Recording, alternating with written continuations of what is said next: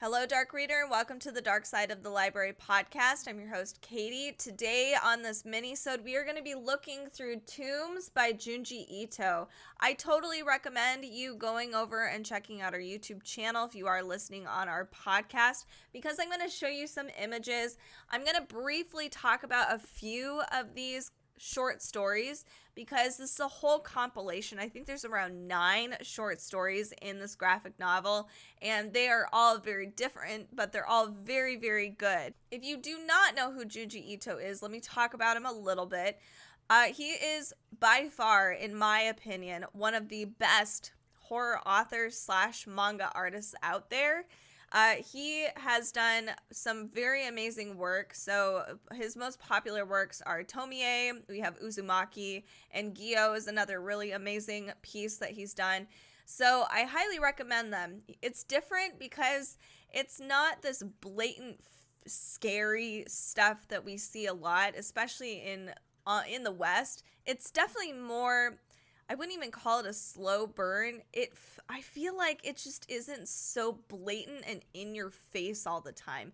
It's just surrounding you with all this like stuff that just feels off, and it's excellent.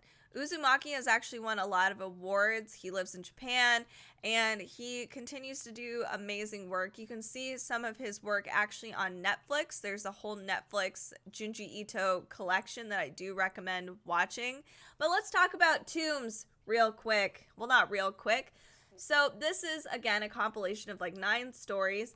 I thought originally when I kind of looked through this that this was just a glimpse into a town that had some weird happenings, and I was wrong. It's just a whole bunch of different short stories spanning all over the place, and they have different themes. So let's go through it. I'm going to show you guys over on YouTube some of the art in here. It's pretty fantastic, and I know my light kind of washes stuff out, so I'm hoping to give you some angles here, and I'll go into some detail about a few of these stories, not all of them, but I might share with you guys like at least my favorites. So we have here in our table of contents, we have Tombs, there's Clubhouse, Slug Girl, The Window Next Door, Washed Ashore, The Strange Tale of the Tunnel, Bronze Statue, Floaters, and The Bloody Story of Shirosuna.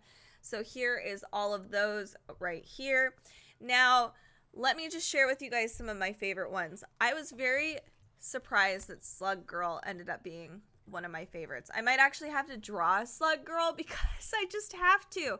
So Slug Girl, not a lot to it. It makes you feel so uncomfortable. It's about this girl who has this fear of slugs, and her friend is going to visit her because she's realizing that her friend is starting to develop kind of like the speech impediment. Like she can't really talk. It always sounds like her mouth is full. So she goes and visits her. She's been off, not at school lately, and she's wearing a mask and is realizing like, hey, she actually is sick. She's going to let her be.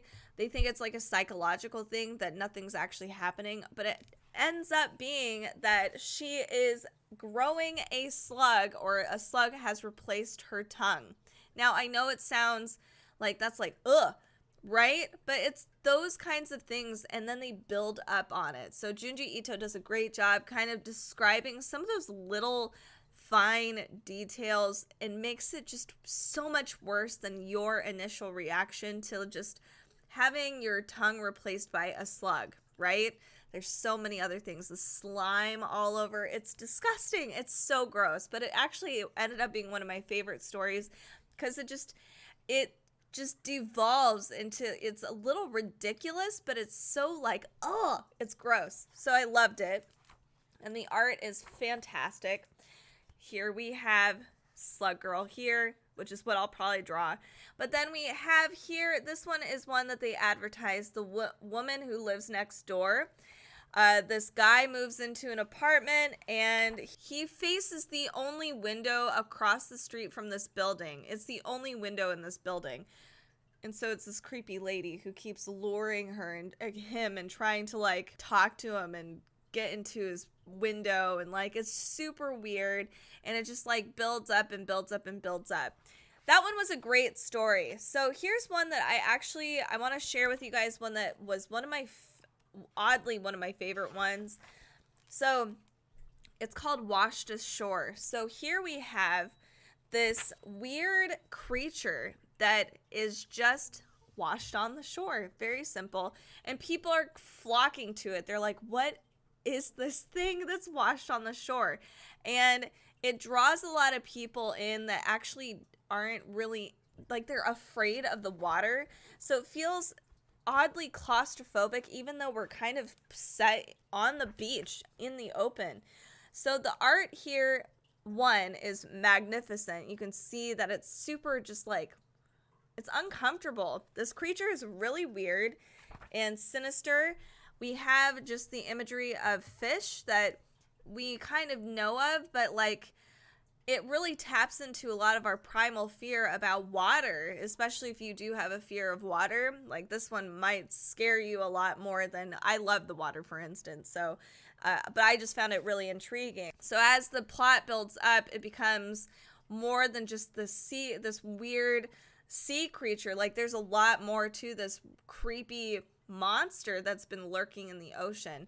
So I like that all of these short stories, the buildup kind of it's slow, but it's very progressive and it all makes sense, and it inspires a lot of weird fears and discomfort. But I also got really inspired by all of these stories. I don't know, maybe there's something wrong with me. Anyway, moving on. So that one was a really cool story. Something cool. So if you are a Junji Ito fan, I just want to point out that when I read Tomie, it was already really cool to see the beginning of Tomie and all the way to the end.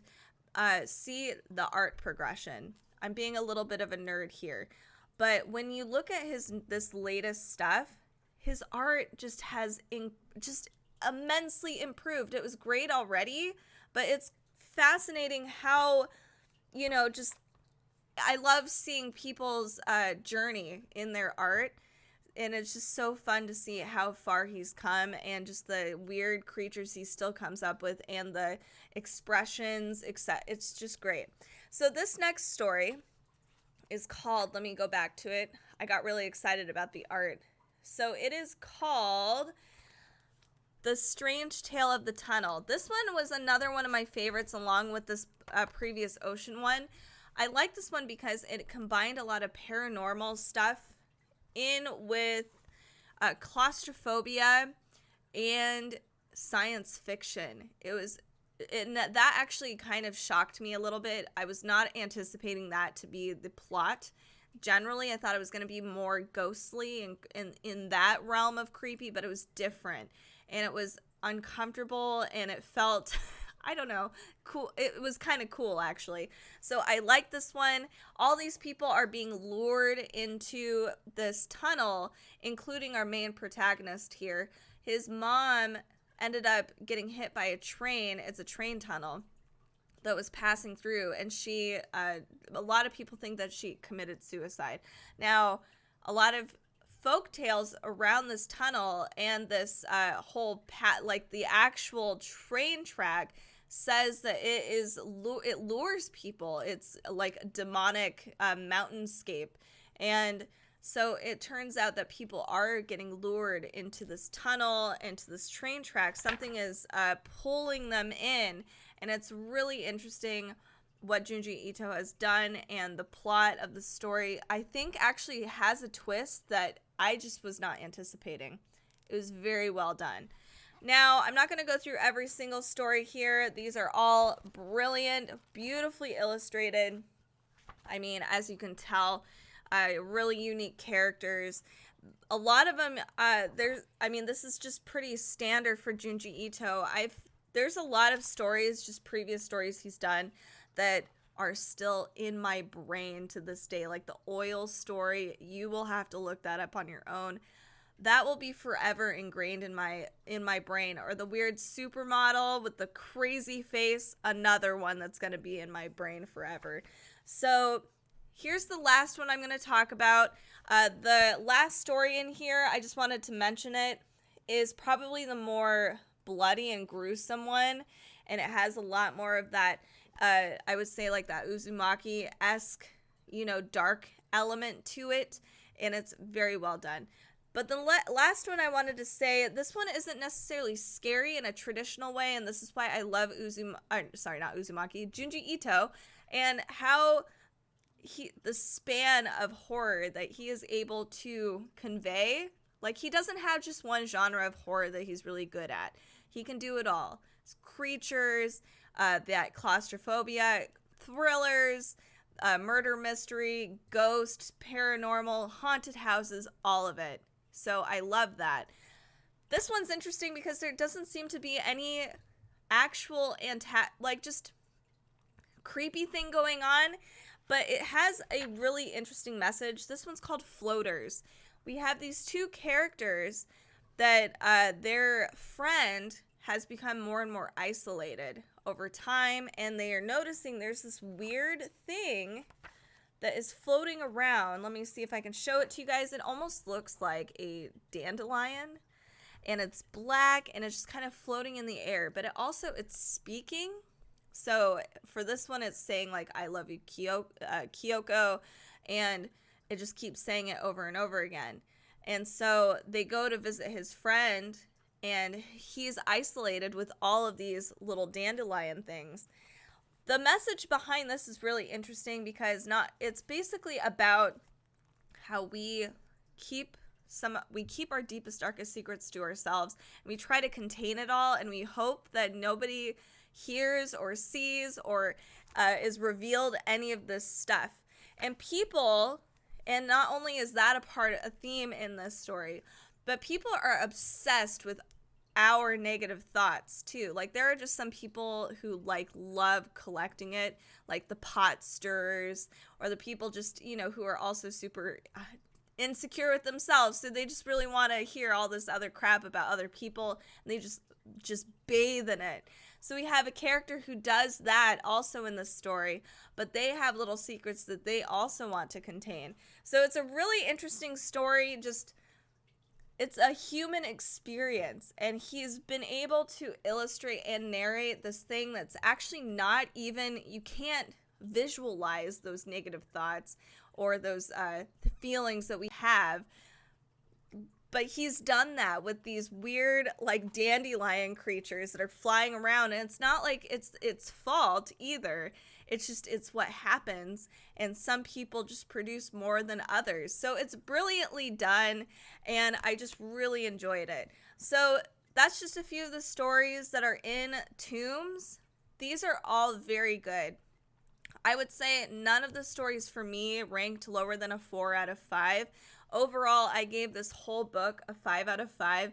It made me, there were parts that I laughed at. I was uncomfortable. I awkwardly laughed because I was like, oh no, I relate to this a little bit, and it made me uncomfortable about myself. There was just things where I could relate to a lot of other things. Things were just ridiculous or awesome and creepy and just fun. It makes horror fun and a whole body experience, not just with your eyes or reading or your imagination. There's just, you feel some of those things, or you can taste or hear a lot of these expressions throughout this whole graphic novel. And Junji Ito is brilliant at that. So therefore, I think he's basically just kind of a master of horror. I really do think he's amazing. So check this out, especially if you've never read any Junji Ito. I think this is a great introduction to just some of his work, and then go explore some of the rest of his stuff. If you are looking for some more dark reads out there, including manga or other stuff like nonfiction, adult fiction, kids books, make sure to stay tuned every Wednesday and Friday. If you love dark reads, or if you know people who do like dark reads, make sure to spread the word about Dark Side of the Library. It really helps us out, and it keeps us going, and we can keep reading and showing you guys books that we have been enjoying throughout the year, especially as Halloween starts to approach. Join us on Facebook, Instagram, and YouTube if you are already on YouTube watching all of this. Make sure to check out our podcast and subscribe. Make sure to give us a like, etc. And vice versa, if you are on the podcast, join us on YouTube. We'd love to see you over there, and our Amazon Live channel at amazon.com/live/darkside of the library. Thanks so much for watching/listening. Have a creeptastic week.